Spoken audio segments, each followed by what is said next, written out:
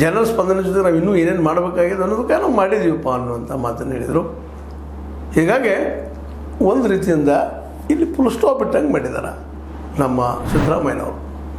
ಇನ್ನು ಸಾಕ ಚರ್ಚೆ, ಇನ್ನು ಮುಂದಿನ 2 ವರ್ಷ ನಂತರ ನೀವು ಯಾರಾದರೂ ಆಗಿರಪ್ಪ ಅನ್ನೋದು ಕಾಂಗ್ರೆಸ್ ಒಟ್ಟು ಆಡಳಿತದಲ್ಲಿ ಇರಲಿ, ಅದನ್ನು ಆರಿಸ್ತಾರೋ ಜವಾಬ್ದಾರಿ ನಮ್ಮದು.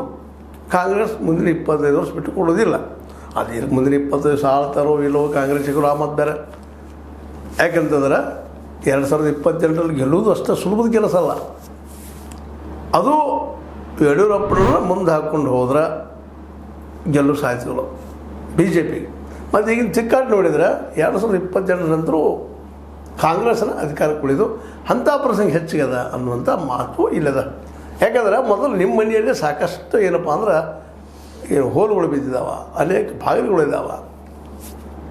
ಮೊದಲು ನಿಮ್ಮನ್ನು ನೀವು ಸತ್ತಿಸ್ಕೊಳ್ರಿ, ನಿಮ್ಮನ್ನು ನೀವು ಉಳಿಸ್ಕೊಳ್ರಿ ಅನ್ನುವಂಥ ಮಾತು ಆ ರಭಸು ಅದರಲ್ಲಿತ್ತು.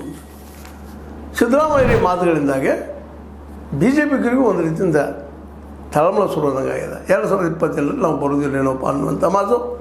ಅದು ಉತ್ತರ ಕೊಟ್ಟರು ಆಲೋಚವಾಗಿಲ್ಲ, ಹೇಗೆ ಹೇಳ್ತಾ ಇದ್ರಿ, ಹಿಂದೆ ಬಿದ್ದು ಹೋದ್ರಲ್ಲಿ ನೀವು ಅನ್ನೋ ಮಾತು ಮಾತಾಡಿದ್ರು 18ರಲ್ಲೇ. ಮತ್ತು ಅವ್ರನ್ನೂ ಕೆಣಕಿದ್ರು, ಕಾಲಿಡಿ ಕೆಲಸ ಮಾಡಿದರು. ಮತ್ತು ರಾಜಕೀಯದಲ್ಲಿ ಇದೆಲ್ಲ ನಡೆಯೋದನ್ನು ಆತ್ಮವಿಶ್ವಾಸನೆ ಮಾತಾಡಿದ್ರೆ ಸತ್ಯ ಆಗ್ತದಂತಲ್ಲ. ದೆಹಲಿಯಲ್ಲಿ ಕೇಜ್ರಿವಾಲ್ ಹೇಳಿದರು, ಮುಂದಿನ ಜನದಲ್ಲಿ ಬರಬೇಕು ಪ್ರಧಾನಿ ಅವರಿಗೆ ಆಳ್ಬೇಕು ದೆಹಲಿ ಅಂತ ಹೇಳಿದರು. ಇದು ಜನದಲ್ಲಿ ಆಯ್ತಲ್ಲ. ಅತಿಯಾದ ಆತ್ಮವಿಶ್ವಾಸನೂ ಕೂಡ ವೈರಿನ ಮನುಷ್ಯಾಗ.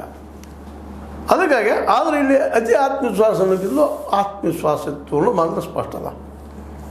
ಮತ್ತು ಇನ್ನೊಂದು ಮಾತನ್ನು ಗಮನಿಸ್ಬೇಕಾಗಿದೆ ಇಲ್ಲಿ ಏನಪ್ಪ ಅಂದ್ರೆ, ಅನಗತ್ಯ ಇನ್ನು ಕಾಂಗ್ರೆಸ್ನಲ್ಲಿ ನಾವು ಜಗಳೋದು ಬೇಡ, ಕಿತ್ತೋಳೋದು ಬೇಡ.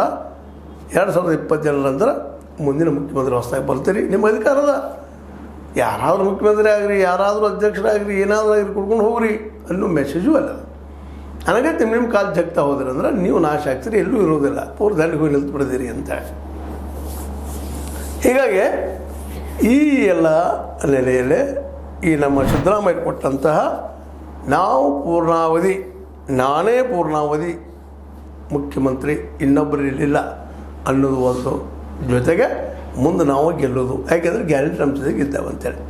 ಮತ್ತು ಈಗಾದರೂ BJPಗೆ ಒಂದು ಸ್ಪಷ್ಟೀಕರಣದ ಸ್ಪಷ್ಟ ಚಿತ್ರಣ ಅವ್ರಿಗೂ ಮೂಡಿದೆ, BJPಗರಿಗೆ ಮತ್ತು ಮೋದಿಯವರಿಗೆ. ಏನಂದರೆ ಗ್ಯಾರಂಟಿ ಕೊಟ್ಟಾರದ ನಾವು ಕರ್ನಾಟಕದಲ್ಲೇ ಮತ್ತೆ ಆಡಳಿತಕ್ಕೆ ಬರೋದು ಕಷ್ಟ.